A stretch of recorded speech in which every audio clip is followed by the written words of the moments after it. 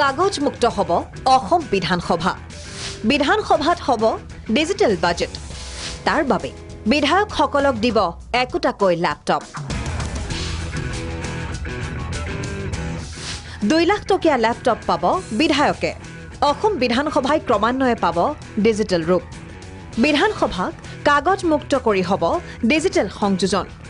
সোমবাৰৰ পৰা অনুষ্ঠিত হ'বলগীয়া বাজেট অধিৱেশনৰ পৰাই বিধানসভাক ডিজিটেলি ৰূপ দিয়াৰ পৰিকল্পনা মুখ্যমন্ত্ৰী ডক্টৰ হিমন্ত বিশ্ব শৰ্মাৰ নেতৃত্বাধীন ৰাজ্য চৰকাৰৰ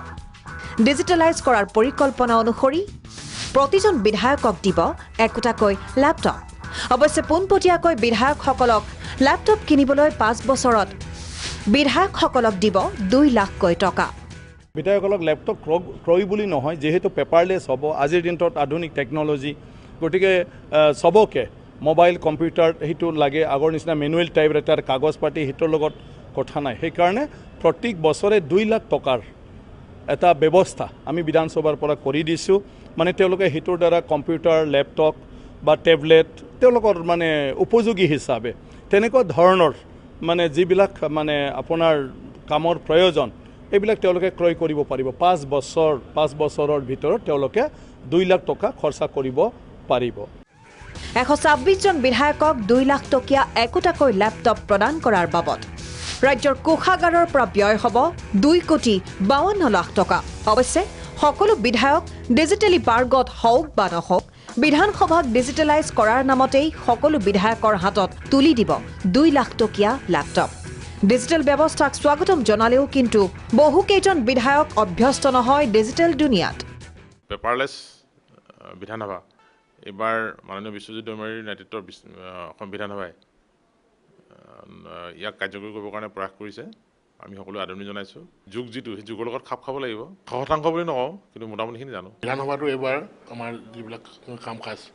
বিধায়কবিলাকৰ যি কাম সকলো ডিজিটেলৰ মানে কৰিব চেষ্টা কৰা হৈছে আমি আশা ৰাখিছোঁ এই আজিৰ দিনত এইটো প্ৰয়োজন আছে শিকিব লাগিব গুৰু ৰাখিব লাগিব মাষ্টৰ ৰাখিব লাগিব শিকিব লাগিব বিশেষকৈ একেবাৰে এক্সপাৰ্ট নহয়